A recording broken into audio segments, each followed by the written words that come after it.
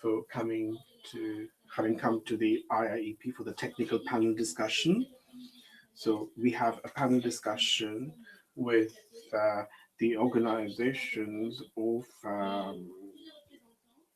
disabled people from Francophone Africa. Now, this is a live stream session, so we're going to have questions from web as well, and obviously you have the priority to ask questions, but we'll take questions online again more.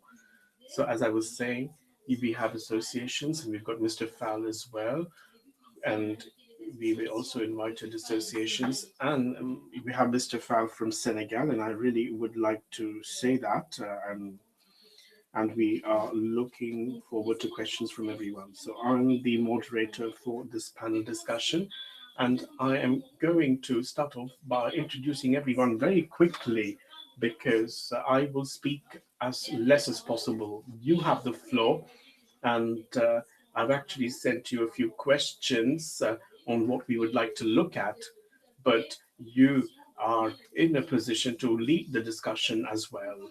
So, first of all, let me introduce to my left, and I hope I'm not actually mispronouncing the name, Mr. Eugène Zabayezu. He's the coordinator of the Federation of Associations for Disabled People in Burundi. After that, we have Mr. Boti Lambert Moke. It's Dr. Moke. He is the director of the Disabled Children's Center, and he comes from the Ivory Coast. After that, we have Mr. Moussa Tiahe, who is the General Secretary of the Senegalese Federation of Disabled People Association, and he comes from Senegal. And then we have Mr. Donatien Mouedrago, who is the Executive Secretary of the Network for the Promotion of Inclusive Education, and he comes from Burkina Faso. So,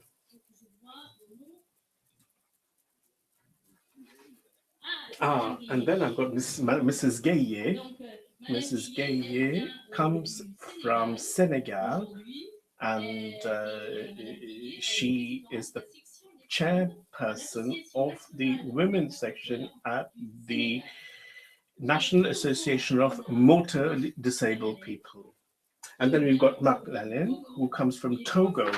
Togo is the focal point at the Togolese Federation of Disabled People, of the Association of Disabled People. So first of all, I'd like to welcome everybody today. And we're going to start with initial introduction from your side with respect to your experience in the education systems of your own country, while focusing on the challenges that you feel are present in the system with respect to disabled children. And if this basically, if this applies to your own personal situation. So I'm going to give the floor to the person who would like to speak the first, who would like to break the ice. Who would like to break the ice and set the ball rolling? Mrs. Gaye, would you like to start? Yes, please. So please speak into the mic.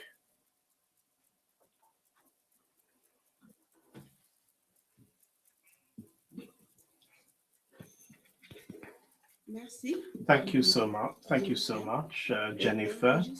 I am Mrs. Gaye, Nede Egaye, who the president of the Association of Disabled People, and I'm also the women's president of the Senegalese disabled people. I'm also a member of the board of the Humanity and Inclusion Federation. Now, I was affected with polio when I was 1 year old, and I have an orthopedic implant. I also have a motor disability in my lower limbs till my hip, and I'm a disabled woman. Now, we never talked about inclusive education. When I was in school, this was something we didn't know. You had special schools and you also had mainstream schools. Now, I was lucky to have a father who was a teacher, so I went into the mainstream school. Now, in order to go to the mainstream school, uh, I had certain stumbling blocks. You see, I had a very severe case of disability. In my school, I really couldn't go to, I had problems in accessing the school, and it was a very sandy area. And even to get to the classroom, it was really difficult because there was a very, very high stair that I had to overcome. But I really had to go there and I really had to manage all this in order to get an education. My father was actually a teacher in another school, but he really had to ask one of my sisters to come to school with me because I was actually in the local school. So my sister had to come with me to hold my bag. She was the one who was holding my bag. And when I came to the door of the class, I really had to climb up to, so she would take the bag, and sometimes when I was trying to climb, she would actually give me a little push upwards. So there were many stumbling blocks. In addition, there were sports classes.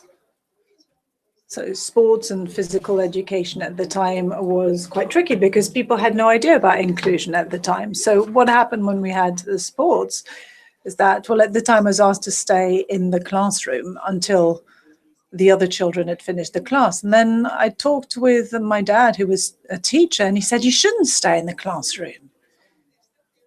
Even if you can't do certain movements, you should be in the playground to see how it's actually done, to see how the other children do it, so you can understand. And he managed to convince the teachers to let me take part. So this is how my schooling went. In secondary school, I encountered the same difficulties. And the main problem I encountered as a disabled female student was that, well, I still managed, despite all this, to succeed in the competition, the entrance exam to get to teacher training. So then I had to go to teacher training after I succeeded. The school started in October. And before going to the Christmas celebrations, we had to have a medical examination. I went to the medical examination, and after that, somebody called me on the phone. The doctor called me and said, Mrs. Geyer, you are brilliant, but because of your disability, you cannot work in a classroom. The entrance exam for teacher training school was very selective at the time. They took the best students, and especially the best girls, at national level. When I heard those words, I felt intensely frustrated. I felt demeaned because they were really underlining my disability. They didn't even mention the fact that I was disabled, but they said that that I was brilliant, and then they ended up by just saying that I was unable to work in a classroom, and I felt impacted to the very core of my being. My father was a teacher, and he had taught us about what difference was about. I didn't feel marginalized because my father did everything he could to lift those obstacles and those barriers so that I didn't feel them. And when I asked why I was not able to work in a classroom, the person said, well, because you are disabled. I said, well, I have an apparent disability. When you look at me, you can see that I have a disability, but there are other people who have other kinds of disabilities who are not as obvious as mine and who can still work in the classroom. My adoptive father, who has died since then, was a head teacher. And this is why I really appreciate in the last presentation when the person talked about the role of head teachers in education, because these are people who can really do something, who can really change things. At the time, there weren't all these disabled people's organizations. In 1984, those disabled people's organizations were very new. Can I just interrupt you to give the floor to somebody else, Mrs. Ndiaye? Mr. Analene is going to say a few words. Well, I just want to finish with what I was saying, just to say that being marginalized, the fact of being pointed to as being disabled is what pushed me to work in disabled persons organizations, because I know that there are children who are excluded just because they are disabled. I know I took a lot of time to explain my point, but I think it's a really important lesson that we have to learn. Would anyone in the panel like to say anything about the various points that were raised, personal or professional experiences that have something to do with what Mrs. Geyer had to say? I can see that Mark would like to take the floor. Yes, indeed. Thank you very much, madam. Thanks, everybody. My name is Mark Annelen. I've already introduced myself. And I believe that what Mrs. Dagengeyer had just said, well, it's something that I recognize for myself in terms of my personal experiences as a disabled person. My experience, the experience I had in school. When I was young, discrimination against disabled people was much worse than it is today. Indeed, since then, thanks to the work that we've carried out, stigmatization of disabled people has been greatly reduced, but that wasn't the case at the time. The main obstacle I had to face was being mocked by fellow students making fun of you because you're different. And this is quite an important obstacle. If you're not brave, you could just decide to give up.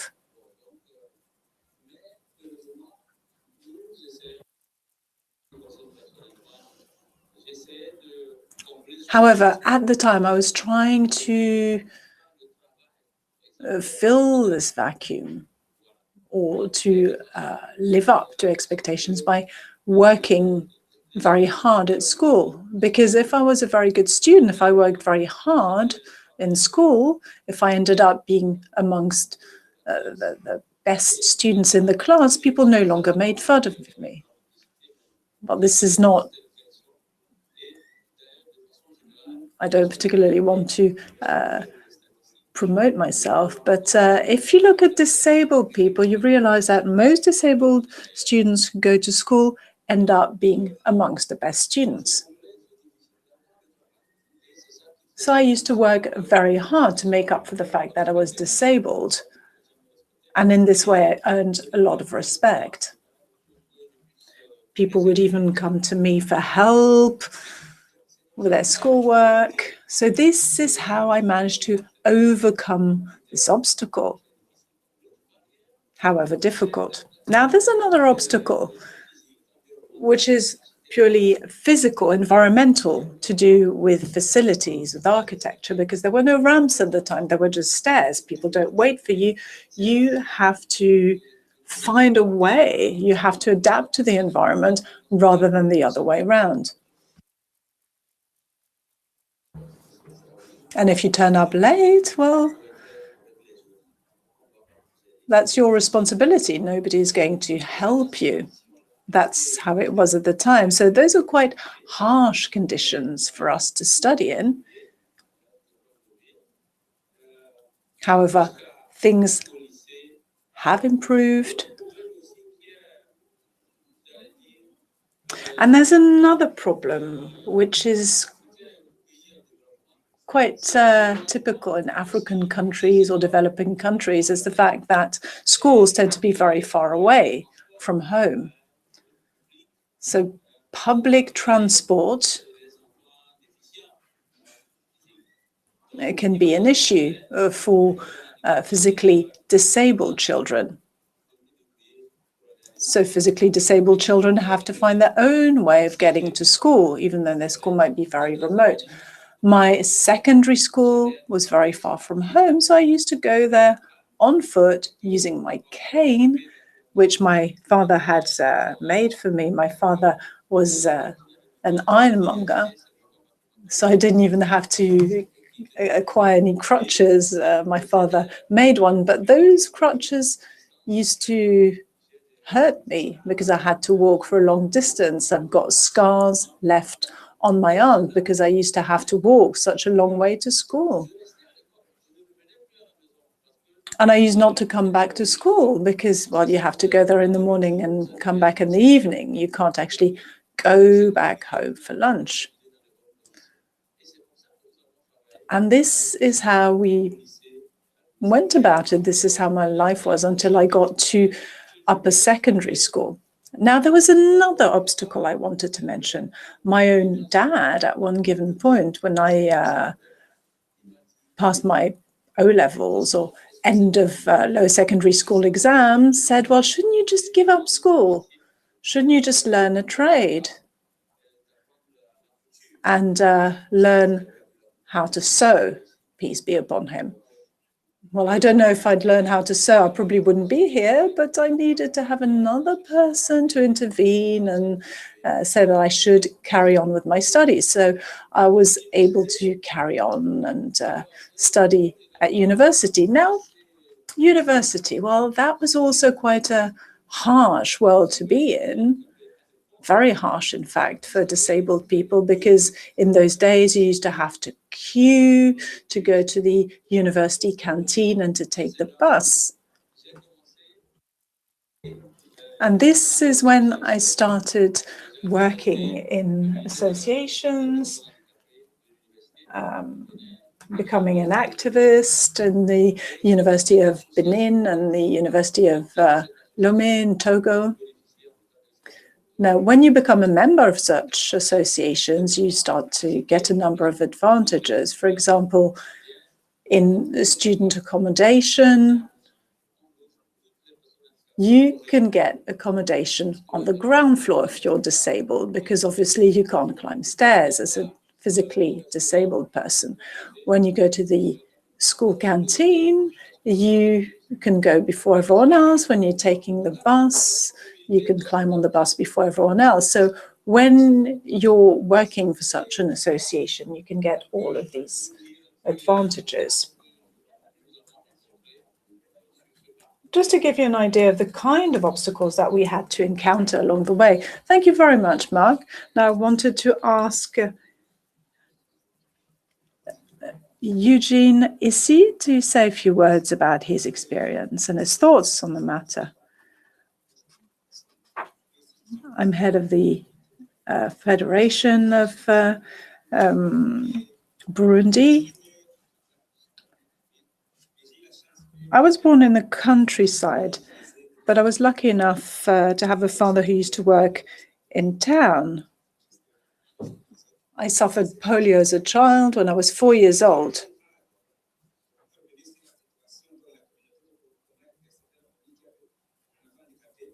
Now, I won't talk about what it was like to be a disabled child within the family, but as a family, we were marginalized because I was disabled. So my father got me to leave the village, and he took me with him to the city where he used to do odd jobs. And he met somebody where he was working.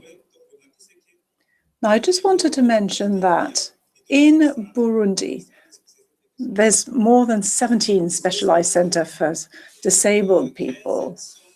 15 of them belong to religious groups.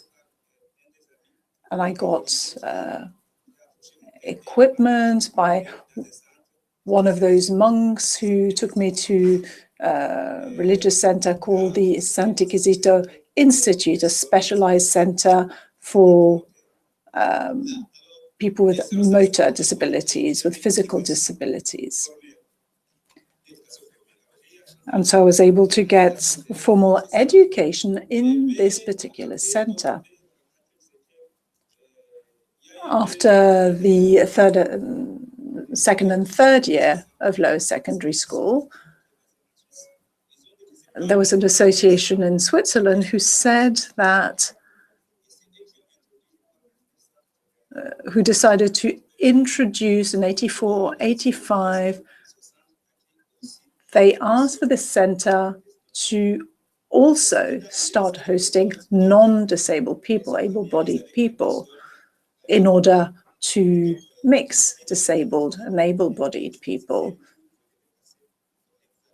And then I had to sit the national competition to have access to secondary school. But normally the problems start when you leave the center. But this is when so-called inclusive education started, because able-bodied and disabled people were mixed together. But when you leave this center, this specialized center, where you have proper facilities, toilets, where you have access everywhere, that's all great. But when you get into secondary school, most disabled people give up on their education because accessibility is a disaster. Now, I was given accommodation, but at the time you had boarding students, and I went to a school, accommodation was on several floors.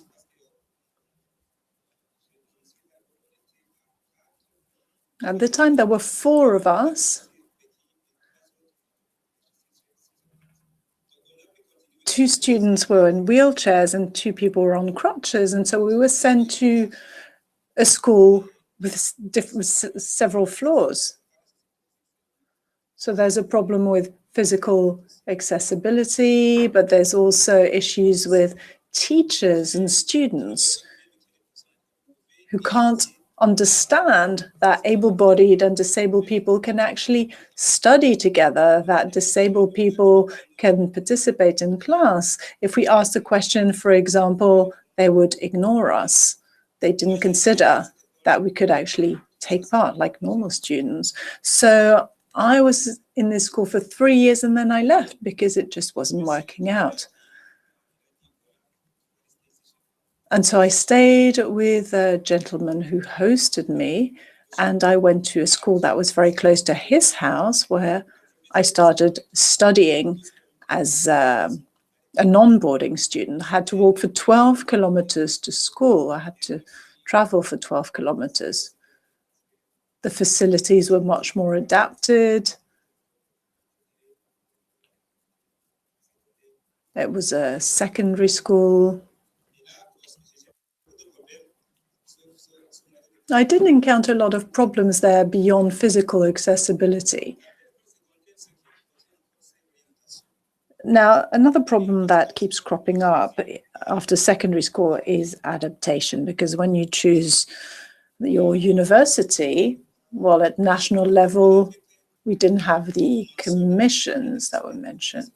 So you had questionnaires asking whether we had a disability or not, but they didn't specify what kind of disability. So I was sent to civil engineering university for construction. I didn't think that as a disabled person you could work in civil engineering and construction. And I was told that if I was given a place there, I had to study there. Obviously, I had to give up and then register again the following year.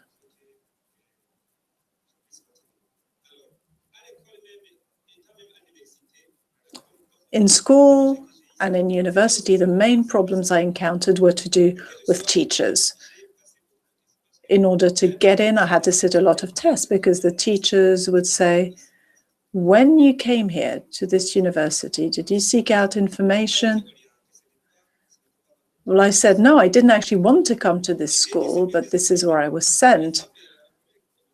Now, for the first exam I sat was to do with parking,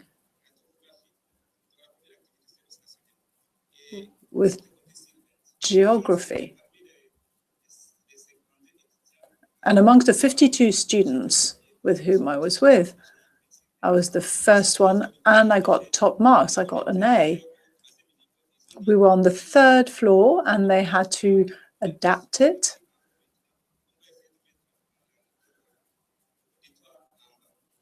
And so they wanted to put the auditorium on the ground floor. So what were the various challenges I encountered? Mainly stereotypes and marginalization at community level with the teachers as well.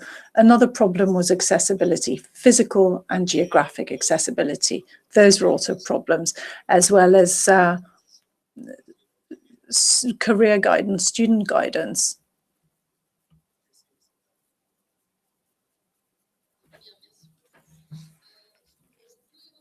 Thank you very much. Now, I just wanted to say a few words as a response to what you've said, as well as Mrs. Gaye. You both have visible disabilities. Now, I'd like to turn to those who have non-visible disabilities. We have a specialist here, Dr. Moquet, who specializes in these issues. So I'd like him to talk about non-visible disabilities, and especially about how they can be identified and how this process can be improved, including in school, identifying a disability. What can schools do to support the screening process? I think that Dr. Moquet can give us a very interesting opinion about this. Thank you. My name is Dr. Moquet Ngoti Lambert. I'm a doctor, a psychiatrist for children and teenagers. I come from Côte d'Ivoire. And I'm a civil servant. I work for the Ministry of Health.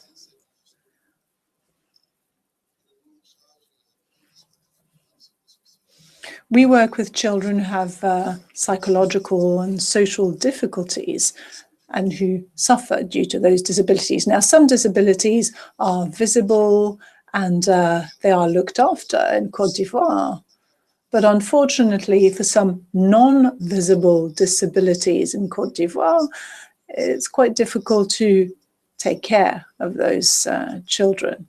And so care mostly happens privately, which is very expensive. The children who are referred to us are referred by hospitals because of what we specialize in. Some children are referred by the families, by parents, and some of them are sent by schools. Now, what's relevant to us today is the children who come from who are referred to us by the parents in the schools, because when they come from hospitals, this is collaboration. Now, in Côte d'Ivoire, there are two major institutes who care for such people. And as Eugene was saying,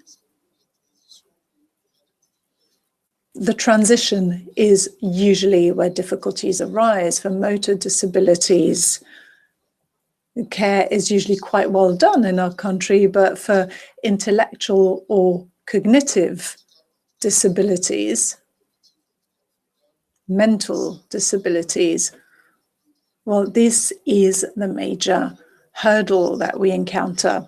Now, I'd like to tell you a story, an anecdote. We were at a ministry talking about disability. Well, I'm not disabled myself, but I tend to work mostly on mental disability. And what really shocked me is that one of the people in charge at the ministry did a presentation and said that it's regarding the small subsidies that we do, he would recommend us focusing our work on physical disabilities because they are visible and so they can be more productive down the line. Now, he realized immediately that he'd said something stupid, but unfortunately, he'd already uttered the words, so he couldn't take them back. But this is just to show that even at institutional level, those disabilities are not taken into account. People tend to say that, first of all, those children will never be productive, that caring for them is just a cost. For example, take an autistic child who, after a number of examinations, diagnosis, well, after a number of exams, you do realize that he does have cognitive abilities. And then you have assistants for school who can help them out and who can help them to actually have a normal school career. They need to have a specially trained teacher to support them on a day-to-day level.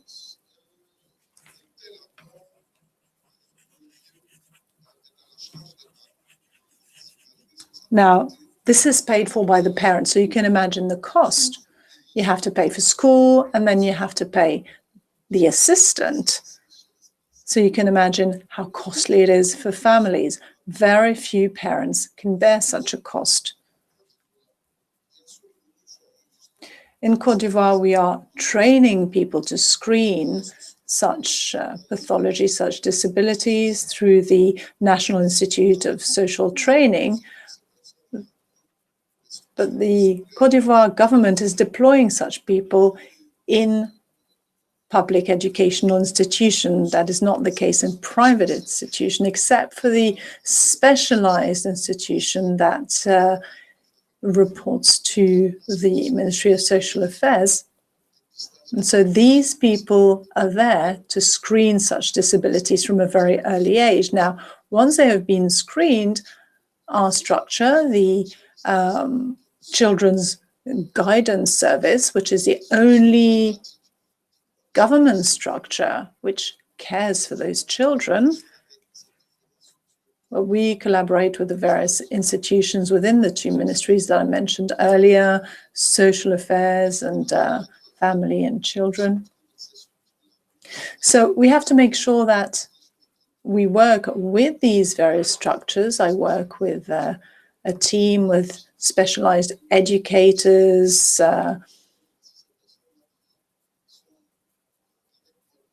physical therapists, and so on. And so we work in schools themselves or in health facilities.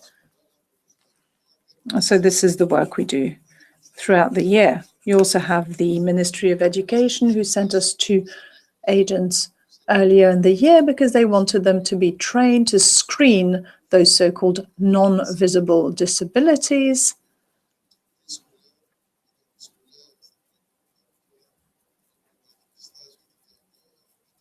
Because to enable screening to occur very early in the children's school career. But what I observed, unfortunately, and this will be my last comment, is that there are private structures supporting those actions. And what I observed is that in the way those children are supported and cared for, those private structures tend to be quite receptive.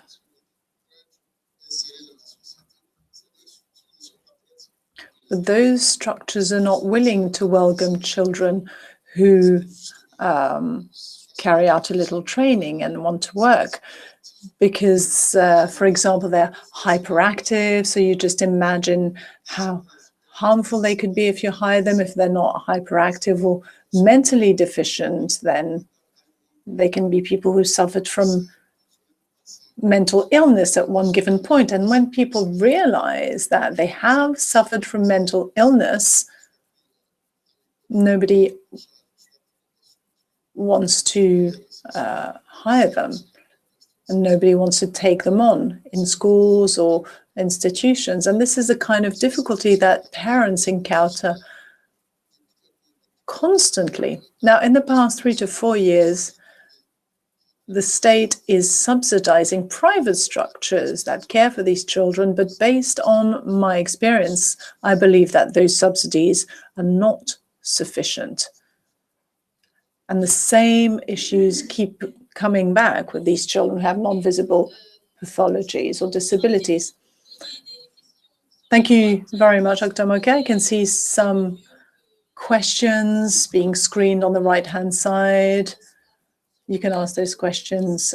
Those questions are asked by people in the room or people who are present online. So if you want to ask a question, you go to slido.com.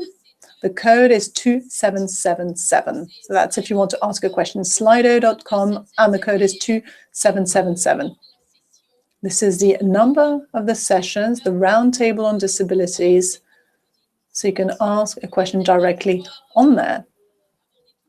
We won't be able to respond to all questions because I'd like to have the panelists say a few words first of all. Now let's carry on with what Dr. Moquet had to say. I'd like to give the floor to Mr. Ouedraogo from Burkina Faso. In his CV states, first of all, that he's the executive secretary of the Network for the Promotion of Inclusive Education. But I've also seen on his CV that he's a mobile educational advisor. Based on what Dr. Moquet had to say, how do you perceive your role as an educational advisor, mobile educational advisor, in the screening of children and supporting teachers in the classroom, also in terms of identifying disability? So what is your role? Do you have a role? Do you see a role for yourself? D'accord. Well, thank you to the panelists and the participants. As Jennifer said, I'm Mr. Ouedraogo. I'm a mobile pedagogical advisor, which took me to Paris. And I just meant to say that I spent most of my professional life in the unit for inclusive education in the Ministry of National Education in Burkina Faso. In 2018, I thought that even though I was retiring, I still had the strength to support the networks and deal with work for inclusive education and children who so much need this support. This is the reason why in the General Assembly of 2018, they asked me, what can you do for us? I said, what I can do for you is what I used to do before I retired. What I used to do, I used to train the teachers. I was trying to create more awareness to identify children with the people working in my unit. And they said, okay, we'll call you, you'll come and continue, you'll continue to do that, and you will do something more. You will just be there to support these people. And we know that in Burkina Faso, the private structures are those who have been working in favor of inclusive education, first of all, a special education, then inclusive education. Let's say that in the country, we have some 30 educational structures dealing with inclusive education, be it for the children who are mentally handicapped or physically disabled.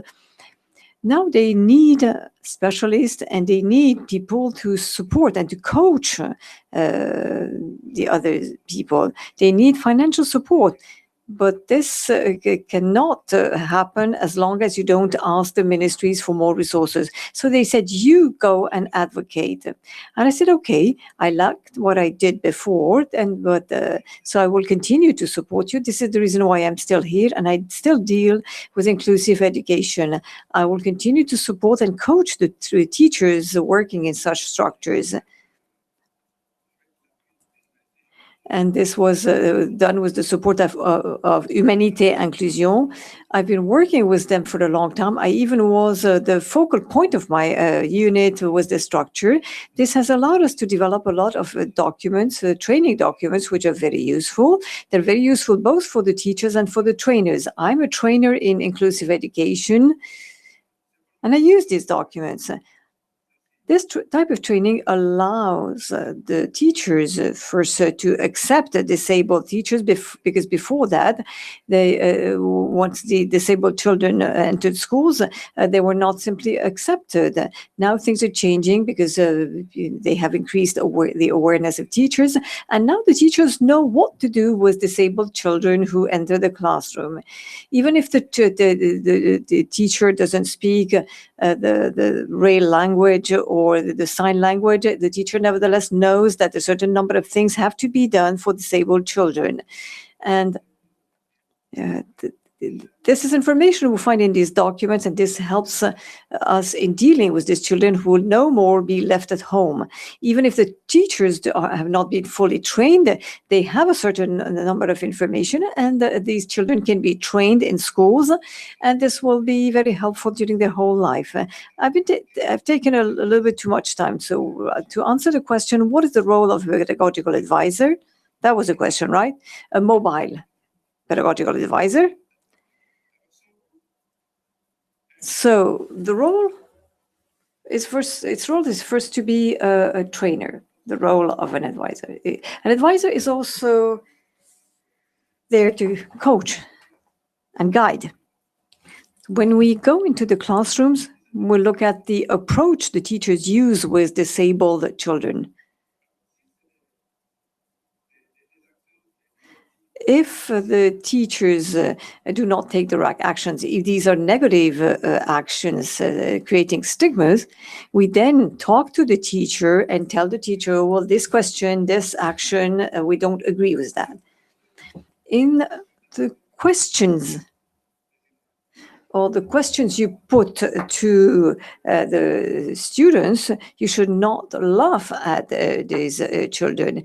And children, whether they're disabled or not, should benefit from all your attention. So the pedagogical advisor is there to pedagogically coach the teachers and help them take into account all the students and deal with all the students and care about all the students in the classroom. Can I get back to your question? How do you see a role in identifying the disabilities if you have teachers who are not able to do that? Can you also give them some advice? First of all, in the document regarding the training of teachers, there is one module called, I can't even remember the name. Never mind. This module, the purpose of this module is to guide the teachers and help them identify the different types of disabilities and the different elements you can use to say, well, this child is visually impaired or physically disabled or intellectually and mentally disabled. There are certain yes, they call them specific didactic practices. Once we have identified these disabilities, we have to know what to do with a child and where to put the child in the classroom. A visually impaired child, if he's sitting or she's sitting at the other end of the classroom, that's not a good thing. If children cannot hear properly, then you should sit them in not too far away from the teacher. So based on such elements, so we bring the teachers to understand, to identify the disabilities and know where to sit the children so that they can make more progress. Is that fine? Fine. I will now continue. I will now give the floor to Mr. Moussa Tiare. Moussa Tiare actually is Secretary General of the Senegalese Federation of the Associations of Disabled People. And if I read his CV properly, he also works with the university in Dakar. And I would like to have his opinion about his experience regarding his own disabilities and also regarding the students you have in your structures, because we don't talk a lot about higher education and the students. And I would like you to shed more light on that. What is your experience in Senegal in this field?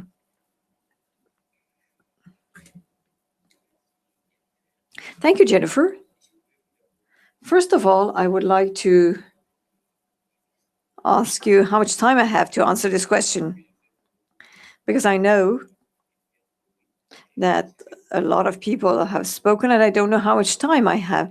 This will allow me to choose what I will say. Well, thank you for this very relevant point.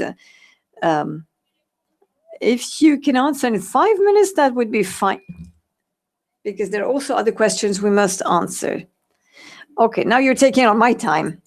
5 minutes plus an additional 2 minutes, that gives me 7 minutes.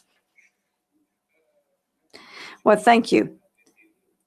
I think the public is very serious. Maybe we're talking about disabilities, but this is one aspect of life and it belongs to human life and human diversity. So before we talk about the Cheikh Diop University in Dakar and disabled students, I would like to pay a warm tribute to my mothers and fathers. I say that because I have two. I have a biological mother and a foster mother, same thing for my father. The reason, and I insist on that, the reason is very simple. When you're born with disabilities, most of the time it is considered that the mother is responsible for that. It is her fault if she has a child who is not like other children. So for me, it was a psychological obstacle when I understood what I was living. So that was the first thing I had to face. And then came certification, because as you said earlier on, I don't have a visible disability. And then comes the documentation and the mobility. And this is just to summarize all the obstacles I had to face. One aspect Mr. Ouedraogo mentioned is that you have to focus on the child. Because taking my own example, when I was in lower secondary school, I was guided and they recommended that I take a scientific stream. But I knew I could not do that because I had to sit in front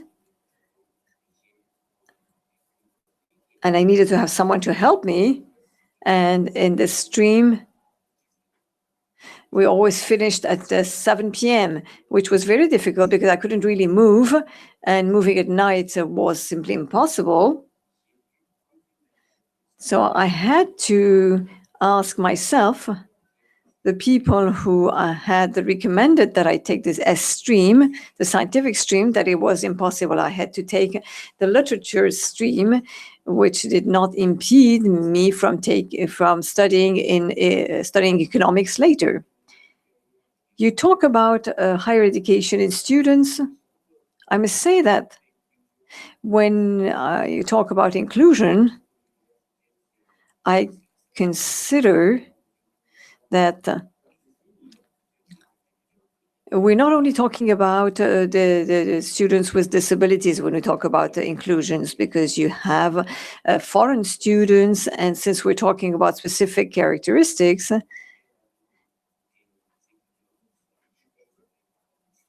we cover also foreigners because they're concerned by this aspect, by inclusion. As to disabled students, during my training in higher education, I met the same problems as disabled students. What was the problem? First of all, that the teachers have to understand what disability is all about.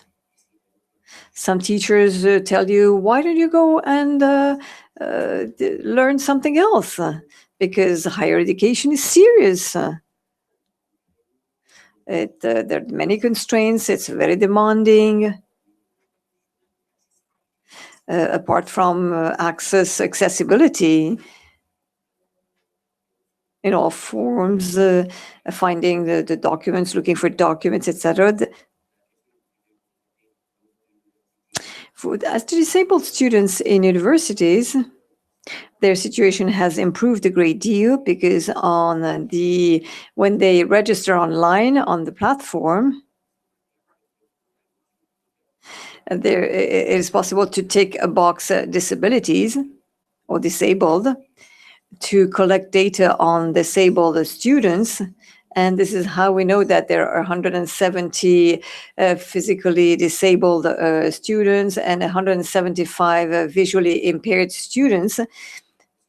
And you know that the policy of the Senegalese government is to allow disabled visually impaired students mainly, as of the baccalaureate, to allow them to continue their studies in France by giving them scholarships for those who can register in a French university. But for those who stay at home, we have what we call the handicap or the disability relay, which is made up of institutional support, technical and technological support. By institutional support, I mean creating awareness amongst the teachers. I was also thinking about the training of teachers and the recruitment of coaches to support disabled students. And just compensate for what or the courses they have not been able to attend because of their disabilities.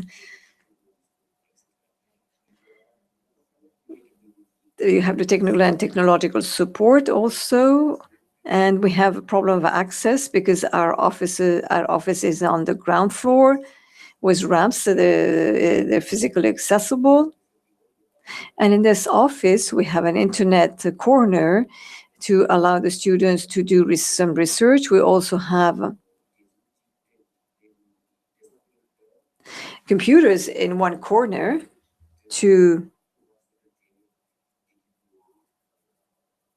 allow students to use the appropriate equipment.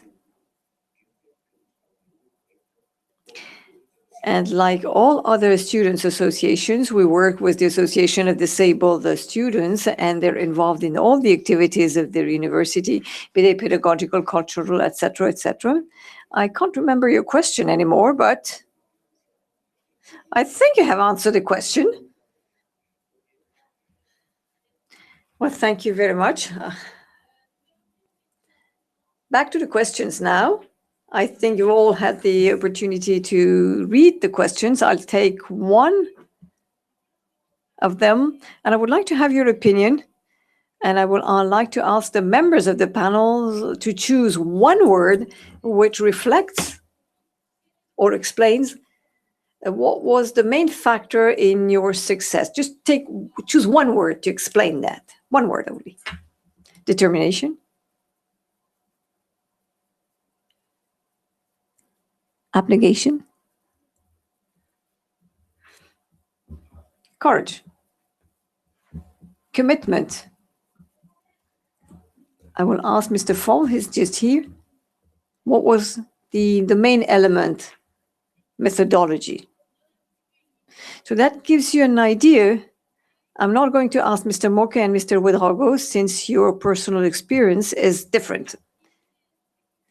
Regarding the questions and other questions, one question for Mr. Ouedraogo. The teachers need a lot of skills to deal with an inclusive class. What do you intend to do? Short trainings? Thank you. Thank you to Mr. Joseph for this interesting question. The success of inclusive education is to a large extent based on all the educational community, and also on the teachers. And if the teachers fail, inclusive education will fail. So therefore, training is very important. Now, shorter training means that the teacher will understand what the disabilities are all about, what he should do for disabled children, what type of consideration, what type of affection and care, what do I have to do in the classroom? How can I create more awareness amongst the students so that this disabled child be accepted by the other students? So I believe it's a set of factors that the kind of things you have to teach the teachers so that the teacher be able to take care of the children. I think it was Madam who said, and the disabled child who enters into the classroom will be laughed at. The problem is that the child might not come back. So what you have to do, you have to make sure that disabled children are accepted by the other students. In the pedagogical activities, disabled children should have some responsibilities. And this type of training is the type of things you have to teach the teachers. Teachers have to make sure that they do not themselves also stigmatize and marginalize disabled children, and make sure that the school environment and the school classroom, the classroom environment would accept the child. From a pedagogical point of view, it is true that the teacher must make sure that all children benefit from the same content, that all children should be questioned in the same way. They should be supported and coached like any other children, any other child. And this is, it's only thanks to that disabled children will be successful. These are things you can think about. I will stop now, waiting for more questions to come. Thank you very much. There's actually another question I would like to put to the panelists. It's a question which comes from the participants. Screening does not mean putting a tag and excluding the child. How can you avoid such a situation? Who would like to answer? Yes.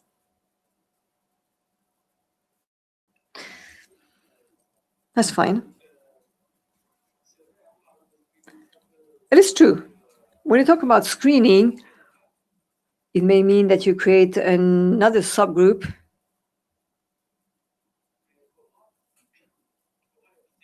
But how can you make sure it will not happen? I think we need to avoid a separate identifications for disabled children. You need to have an overall identification in which you will just also have to disable the people. And this morning we saw 3 tables: exclusion, integration, and inclusion. The last one, inclusion, that's where we need to go. When we look at the statistics on disabled children in a country or in a school, we first get the statistics of the whole school, and amongst that we can see the number of disabled children. That's the way it should be done, to make sure we do not create more exclusions. That's my humble opinion. Okay, fair enough. Yes, Dr. Morkibet, quickly, please.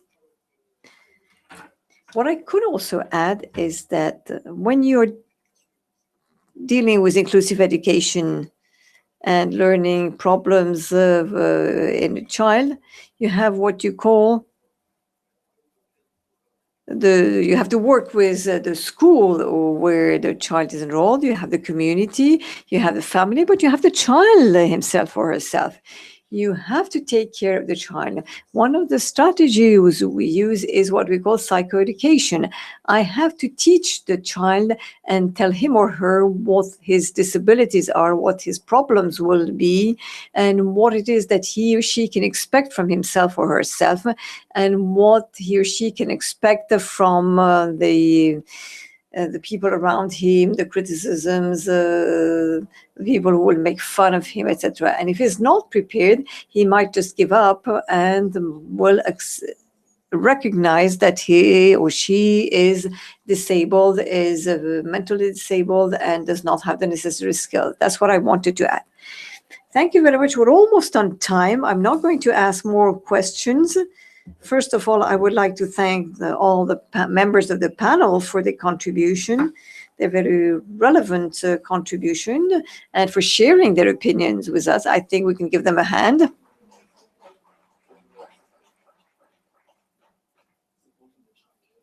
And if we look at the agenda, we have a coffee break on the ground floor. So let's go upstairs for coffee, and we will